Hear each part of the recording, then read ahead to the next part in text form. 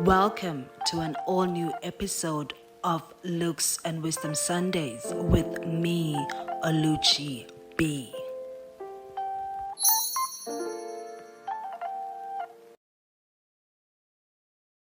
Hey guys, and welcome to another exciting episode of Looks and Wisdom Sundays with me, Oluchi B. Please say the B. AKA the elusive pundit. Honey, how are you feeling? I am feeling good. You know why I'm feeling good? Because I was just so apprehensive about the topic for this month, but I've just seen how you guys are receiving it. So I am so excited. Again, in the month of September, we are looking at mother-child relationship dynamic and how it affects the child as they grow into adulthood. The first week, we actually looked at the enabler mother syndrome, and how it yields an narcissistic child just by the mere fact that they enable the child and they do not set boundaries. And then last week we looked at the authoritarian parent. Authoritarian, yes. I had to say that slow because English, honey, English. So that type of parent is very strict, like a commandeer, sort of like dictator type of parenting style, where the child is not given any leg room to have any input. And this version type of parent actually yields a child that's Bob the Builder type-esque, and that means that they view life and they view themselves as project and things to be solved, and they're not usually in tune with their emotions. And then this week we are actually looking at the authoritative, okay? Authoritarian last week, dictator, authoritative this week, something different. And I will be looking at the vast differences between authoritarian and authoritative. So without further ado, let's get into this week's episode of the authoritative parent. Over here at Looks and Wisdom, you know we love a good definition. So the definition of an authoritative parent: in this parenting style, the parents are nurturing, they are responsive, they are supportive, yet very firm, and they do not limit their children. They do not attempt to control their children's behavior, and they listen to their child's viewpoint but do not always accept it. So this is a parent that has rules and regulations, but they are also very nurturing, very responsive, very supportive, and they include the children in the discussions of the rules and regulations and what they're supposed to be doing. Children raised under this style tend to be very friendly, very energetic, self-reliant, self-controlled, curious, cooperative, and are also achievement-orientated. Like I said, this month I will be looking at celebrity examples, and then for this parenting style, I will be looking at Bonang Matema. So Bonang Matema is a media personality in South Africa. She is a very, very big celebrity, and I will be using her and her mother's relationship as the example. And as per usual, I will be linking where I get my information from. So she did an interview with her mother for Mother's Day, so that's where a lot of my judgment for their relationship is going to come from, and also from my years of being social media, a pop culture fan, I guess. And of course we have T in the background. T, how you doing? Hello. So you had an authoritarian parent, so you were on the strict side of things. So we're talking about someone today who is in the middle, not an enabler, not authoritarian, but authoritative. Well. Me too, honey. Me too. So getting into the characteristics of an authoritarian mother, and I want to be sure because I do my research in psychology websites and so I will tend to use the word parent, but what I want people to know is that my research is mainly based on the mother-child relationship dynamic, not necessarily a father. It's the mother and the child. So the characteristics of an authoritarian mother They administer fair and consistent discipline when rules are broken. They allow their children to express their opinions. They encourage their children to discuss options. They are expressive. They are warm and nurturing. They foster independence in their children, and the reason for them fostering this independence, they listen to their children, and they do not place any limits on what the child can achieve. So like I said, I'm going to be making the Matema as the example. So in terms of administering fair and consistent discipline where rules are broken, so I was watching this video of Bonang and her mother, and they were actually talking about their relationship. Bonang's mother actually did say that she was very, very an authoritarian parent, in the sense that she had conversations with her children regarding why things were done a particular way. And the example that they actually gave, which is, they were actually laughing about it, about the fact that even today, even though her children are like older children now, they in their 30s, 40s, some of them are married, she talks about the fact that when they come to her house, they are still very much aware that they are not allowed to wear, they're not allowed to wear shoes in the lounge, they're not allowed to eat in the lounge, and they're not allowed to have food in their bedrooms as well. And so that was given to them in terms of when they were young, that you're not allowed to do this because it makes the house dirty. And also we're supposed to have family dinner as a family instead of everybody just being in and around. And then allowing their children to express their opinions. And the example I will make for this is Bonang comes from an academic family. So her family is very academic. Her mother, I think the last time we heard, she was an HRA. But we do know that the Queen did her master's during COVID, but they're very much academic. And Bonang's mom's mom, which is Bonang's grandmother, was actually also academic because she was a nurse even at that time. So in terms of the lineage, they actually wanted Bonang to go in the academic route, but then Bonang decided to be Bonang. And then her mom actually supported Bonang in her being Bonang Mateba, the media personality. That means that the child was allowed to express their opinions in the household, but further to that, the child was then supported in their own opinions and expressions. And then this leads into the third point, which says that encouraging children to have discussions with you. If your parent can allow you to choose a career that they don't choose for themselves, that means that it's a nice, you guys discuss things. Because I remember when I was in varsity starting out, I met a lot of children, and I was actually very shocked by that they were doing accounting or engineering or some of these revered courses, not for them, not for their own future, because their parents actually told them to do that. And I was like, why would your parents force you to do a course you don't want to do? That's not only wasting 4 or 5 years in varsity, it's also wasting the rest of your life because you don't want to be an engineer. So that's what we mean by authoritarian parent, allowing the discussions to take place, but also allowing the child ultimately to make their own decisions about their own lives. And then expressing warmth and nurturing. This is what I picked up with Bonang and her mom in this Mother's Day conversation that they were actually having. Bonang's mom said one of the, what do you call these things? When someone teaches you something? Teacher. It's one of the strongest foundations that she actually gave Bonang and her other children was the importance of family.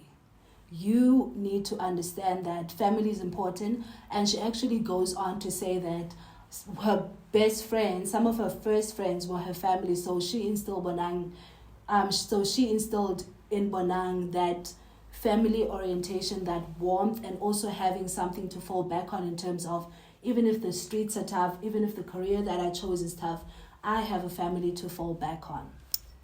Again, never placing limits on your child, allowing your child to grow and to evolve on their own. And then I wanted to add this quickly in between, the difference between an authoritative parent and an authoritarian parent. So the authoritative parent, which is the one we're talking about this week, is very much commanding but supportive. Bonang's mom has very strict rules in her house. She wants her children to succeed. She wants them to be revered and to excel in their lives and their careers. She is very much a mother. This is how I'm guiding you. But she's also very supportive in the fact that it's not a command only one way. Like we were speaking about the characteristics, she does allow the children time and space to grow and evolve on themselves. Whereas an authoritarian parent is very strict and very much unsupportive. And then again, authoritative parent focused on reinforcing desirable behaviors. Example, Bonang's mom telling her children from a very young age that you don't eat on the couches, you don't wear shoes in the house, you don't play video games all night, you need to spend time with your family, for her to be able to build that strong family unit. On the other side, an authoritarian parent is focused on punishing mistakes. If you make this mistake, you're going to get like the spankity spank. Were you also spanked? A lot. Were you a lot? No. I ran away when my father tried to spank me this one time for breaking an ornament by mistake. I ran away. I was like, no, not me. I'm not going to be here. What? So I ran away.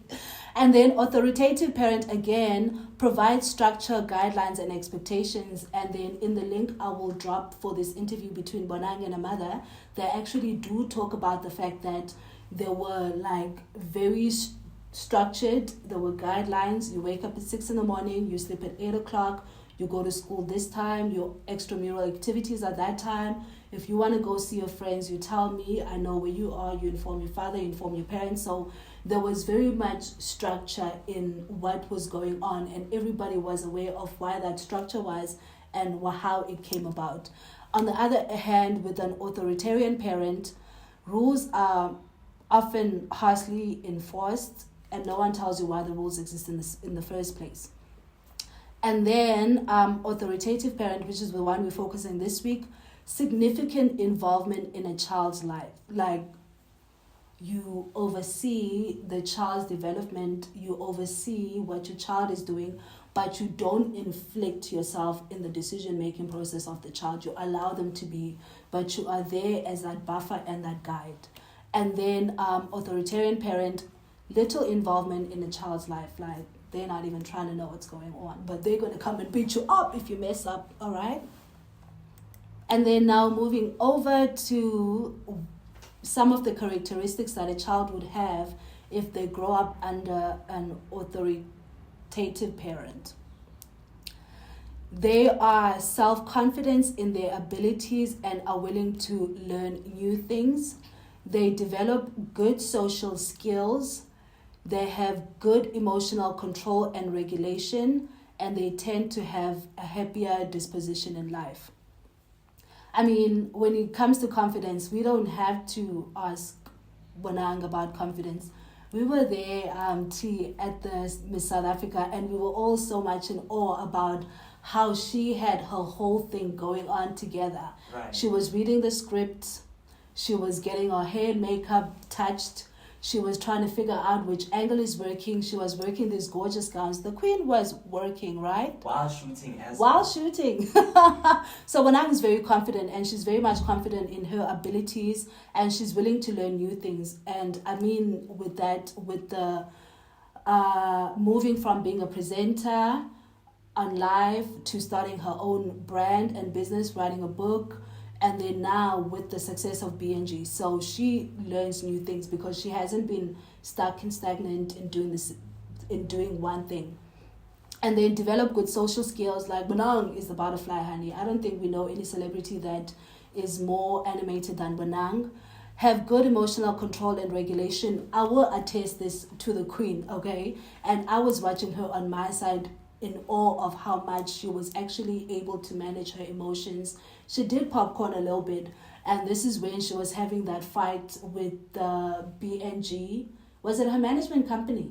It was her management company at the time that was trying to steal BNG away from her and take it as their own brand. She was going through a tough time. We could all see it. There was this other time where she went on the Twitter and went on a Twitter rant, but then more often than not, she was in tune and she was emotionally regulated until the drama got solved. And I was so proud of her now. I was like, yes, Queen, thank you for surviving that time. And tend to have happier dispositions. It could be Wanang's branding, but it's not too much where we see Wanang as this person that is looking very sad. And another thing I wanted to add earlier on to the characteristics of a child with an authoritative parent was that they are very much achievement orientated. So they know what they want, they know how to get there, and they know that they have the support of their parents to do that. Let's take a little ad break and then we'll be back to finish this off. We're back. And then on to the last segment, how to be an authoritative parent. And so if you were sitting on the other side of the extreme being an enabler mom, or on the other side of being a dictator mom, there is a middle line where you are actually an authoritative parent. You know you are a parent and you stand strongly in that. And how to be an authoritative parent. Set rules, but most importantly, communicate these rules, these guidelines, these boundaries and expectation with your children thoroughly and ensure that they do understand it. So, example, T, you're not allowed to go out with your friends on the weekend. If your mom just says that, are you going to be like, oh, I'm not going to do it, or you're going to be rebellious? Knowing myself, I'd be rebellious. Exactly. And it's because you just set a rule there and that was it. No explanation as to why the rule's there. Mm-hmm. If it's a different things like, hey T, you're not allowed to go out on the weekend, and this is because I'm worried about gender-based violence.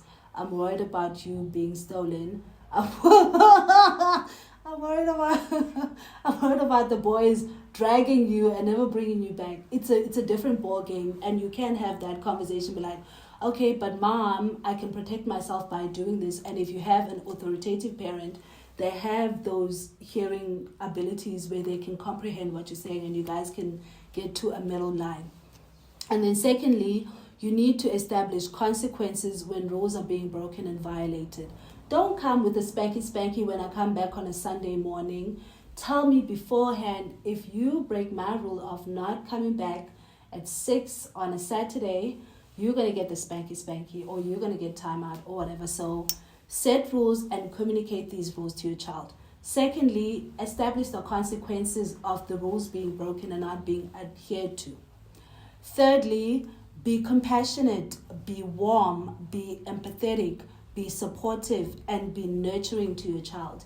And I think we can all overcome everything if we know that we're going to get a hug from home, our mother is going to be there listening to us, and we're going to get this warmth regardless of what we are doing, which is what I got from my father, because I knew no matter how much I mess up, my dad is always going to receive me. And there was this incident when I was in high school, Didlala guys, and we were caught with some, what do they call the space muffin these days? It's called space muffins. We were caught with space muffins at home.